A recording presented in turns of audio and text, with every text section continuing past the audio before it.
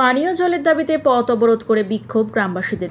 বৃহস্পতিবার সাত সকালে মালদা নালাগোলা রাজ্য সড়কের আইহো বাসস্ট্যান্ড সংলগ্ন এলাকায় প্রায় এক মাস ধরে পানীয় জল নেই আইহো অঞ্চলের ভাটপাড়া এলাকায়। গ্রামবাসীরা জানান, প্রশাসনের আধিকারিক থেকে শুরু করে গ্রাম পঞ্চায়েত সহ টিএইচপি দপ্তর সহ বিভিন্ন দপ্তরে জানিয়েও কোনো কাজ হয়নি বলেই এই অভিযোগ। অভিযোগকারীরা জানিয়েছেন, প্রায় এক মাস ধরে এলাকায় ট্যাপের পানীয় জল নেই। বিভিন্ন জায়গা থেকে জল নিয়ে আসতে গেলে একবার জল দেওয়ার পরে বাড়ির জলের কলে তালা মেরে রেখে দেওয়া হয়। এলাকাবাসীরা অভিযোগ করে, কোনো পানীয় জলের ব্যবস্থা না হয় বৃহস্পতিবার সকালে মালদা নালাগোলা রাজ্য সড়ক অবরোধ করে বিক্ষোভ দেখাতে থাকেন তারা।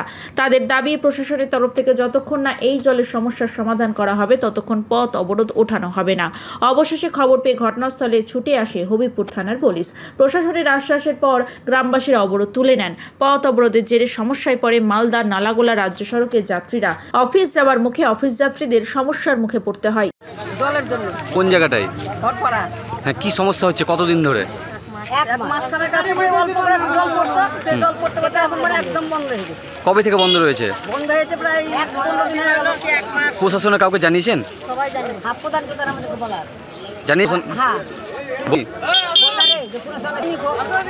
সিদ্ধান্ত নেয়। এখন কি করছেন আপনারা? কি চাইছেন এখন? জলের অবস্থা কিছু চাই না, আমরা জল চাই।